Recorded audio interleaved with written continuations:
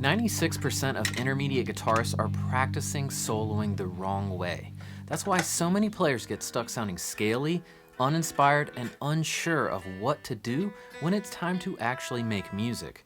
In this lesson, I'm going to show you the 5 powerful exercises that will help you break out of that box, play confidently across the neck, and start sounding like you're actually making music, not just running patterns. If we haven't met yet, my name is Daniel Seraph, and I'm a pro guitarist and teacher, and I've taught over 25,000 guitar lessons to guitarists just like you. Let's go ahead and jump into the lesson. As always, you can download the track, diagrams, and tabs using the link in the video description below. Exercise number 1. This first one shows up everywhere from classical music to Hendrix to Joe Bonamassa. We'll be using the diagonal pentatonic pattern for this, which is my favorite way to play the pentatonic scale. It's fluid, connects the neck beautifully, and sets you up for phrasing that actually sounds like music. Instead of just running the scale straight up and down, we're going to break it into note groups. It might sound like a simple exercise at first, but I'll show you how to turn it into real music right away. Today we'll be playing and using a track that goes G7 to C7. It's like that dominant kind of bluesy sound.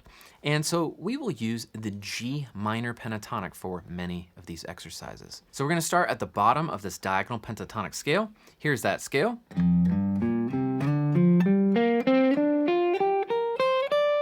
we're going to play this scale in sets of 3. Okay, we're starting at the bottom, and we're basically going to go up 2 notes from that lowest note, then back 1. Another 3-note group. Always go back 1 and start on the previous note. All right, let's go ahead and play that all the way ascending with interactive tab.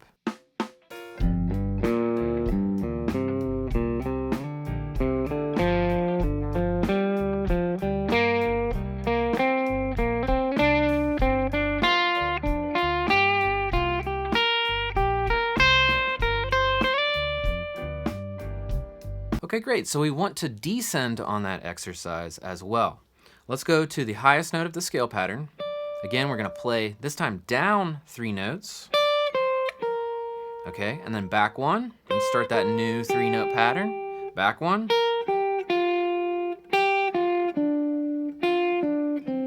Okay, now let's play it with the interactive tab.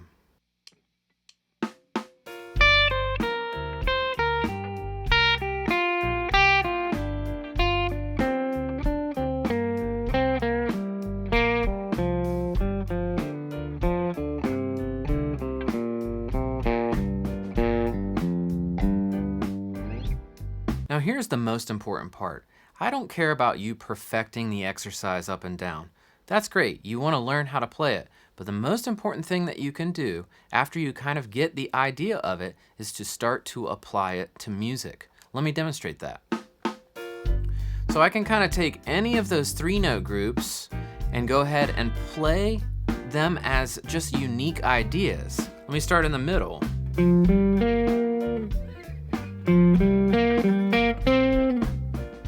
And I wouldn't aim to just play a bunch of them. I want to connect them, throw in some slides, some hammer-ons, make it sound musical.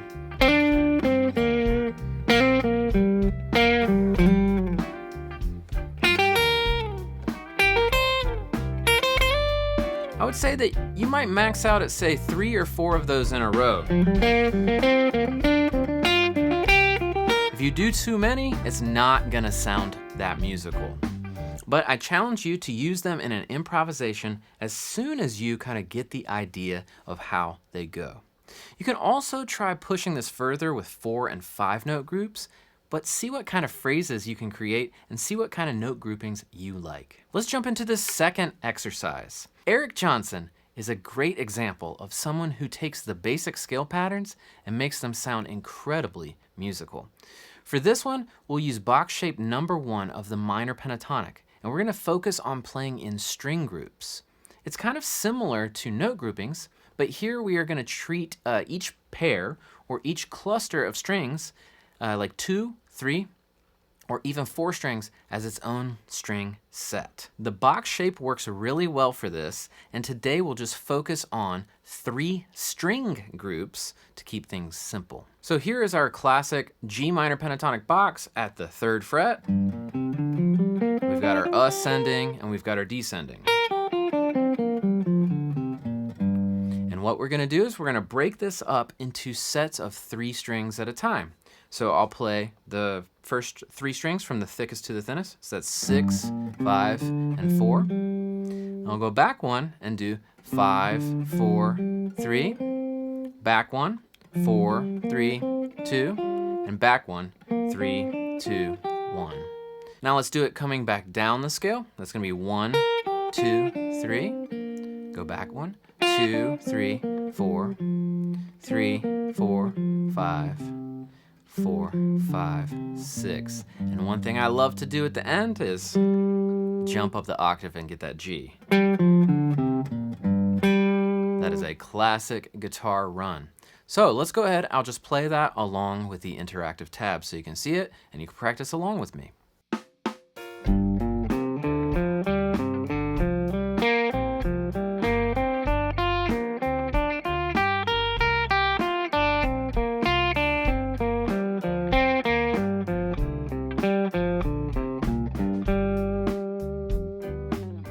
Now again, just like in the last exercise, the important part is not just running the pattern up and down.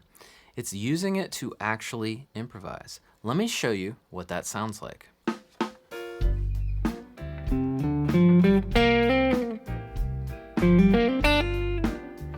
I'm grouping the scale, and I'm also making sure to throw in some hammer-ons, some pull-offs. Maybe even all of them pulled off.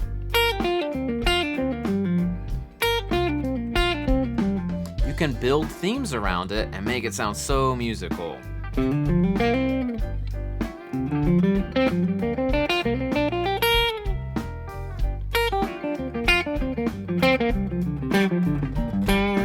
Now, it is incredibly important. If you use it too much, it's just gonna sound like overused. It's not gonna be that creative or interesting.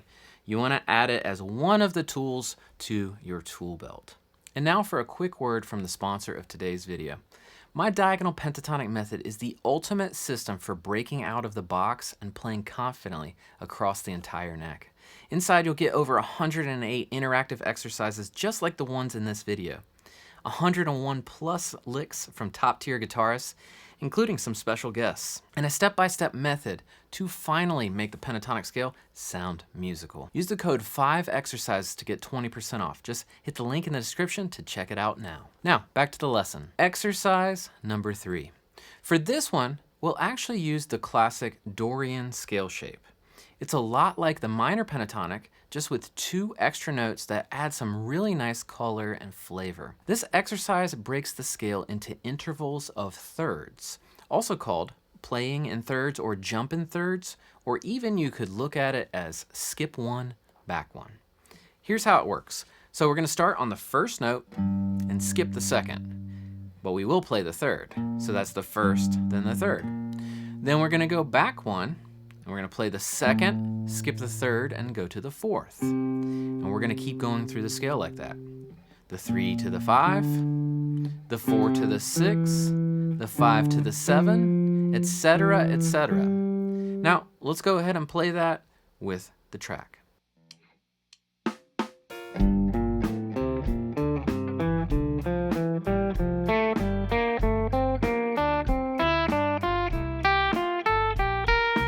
Now we want to make sure to do this descending as well. So we'll start on the highest note of this scale shape, skip 1, and then go back 1 to start on the next one.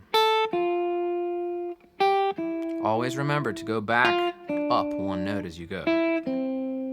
Let's hear that with the interactive tab, and you can play along.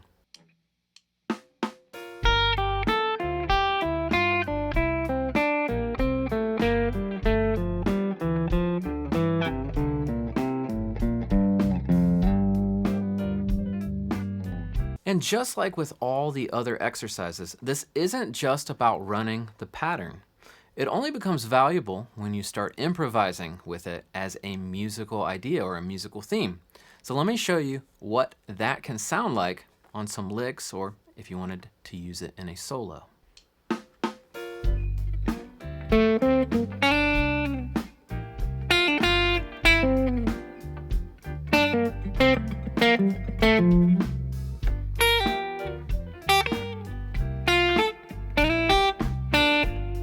Notice that I'm hammering, I'm applying some slides here and there. I'm still making it sound great with a little bit of decorating. So that brings us to the next exercise. The 5 most important decorations for making scales sound musical. If you want your scales to actually sound like music, this is one of the most important things that you can focus on. There are 5 essential techniques, what I call decorations, that bring scales to life. Those are going to be slides, hammer-ons, pull-offs, bends, and of course, vibrato. These are the tools that really help make your playing expressive and musical, not just technical.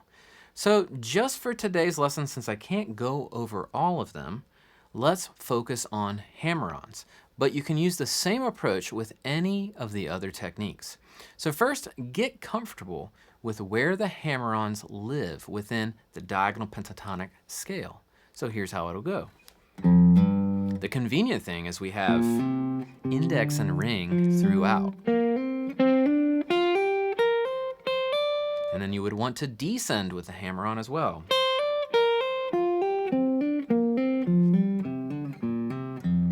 Now, let's check this out with the track and the interactive tab. And of course, you can practice along.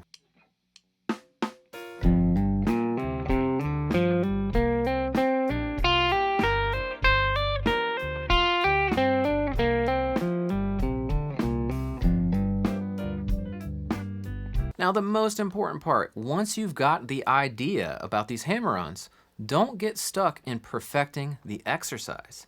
You want to start applying it musically. Let's go ahead and turn on the track and check that out. All right, so I'm only allowed to use hammer-ons, and I might isolate a short time in my practice to improvise, but only allow myself to use those hammers.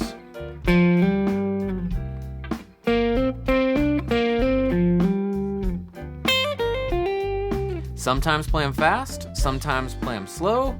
Keep it interesting.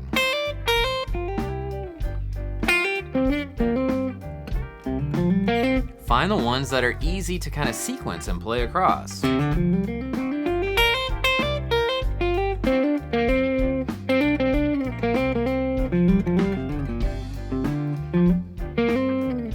Pretty fun. So you can take this exact idea and apply it to the slides, pull-offs, bends, and vibrato. And as always, just drop your questions below if any of this is unclear. Exercise number 5. One of the biggest pitfalls that I see in intermediate players is this. They play a lick or a line, and then they immediately move on to something else. There's no development. There's no repetition, just a constant stream of new and disconnected ideas. Imagine talking to someone like that.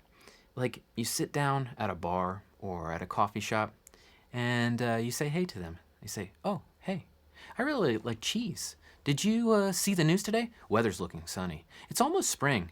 I grew up drinking regular Coke, but now I drink Diet Coke. My Honda CR-V is getting very old. It's a 2013. Want to try this chocolate? Yeah, there's like no chance that you'd be trying that person's chocolate, right? That person sounds like a complete nut. So really, my question is, why do we play guitar like that? Music is a language. Start treating it like a conversation. So here's the exercise. What you're going to do is you're going to play a short phrase. And it's got to be with a backing track. That's my recommendation. And what you're going to do is you're going to repeat it 3 to 5 times. You could do it without a backing track, but it's way more effective if you use one because it's going to work on your rhythm and your touch and your tone and your time and how to exist in the groove. Start simple. The goal is to repeat the idea with clarity and intention. Let's go ahead and Check this out. Okay, I'll repeat it. I want to keep the rhythm and everything the same. That was 3, right? Let's try a 4th.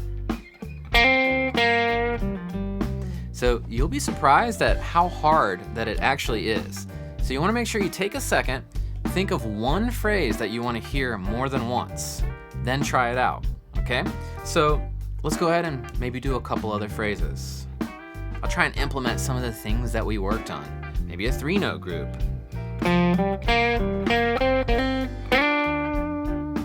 Wait.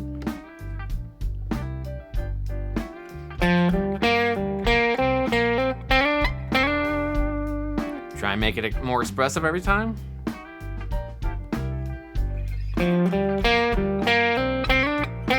All right, that was 3, I'll move on. What about a little bit of those note groups?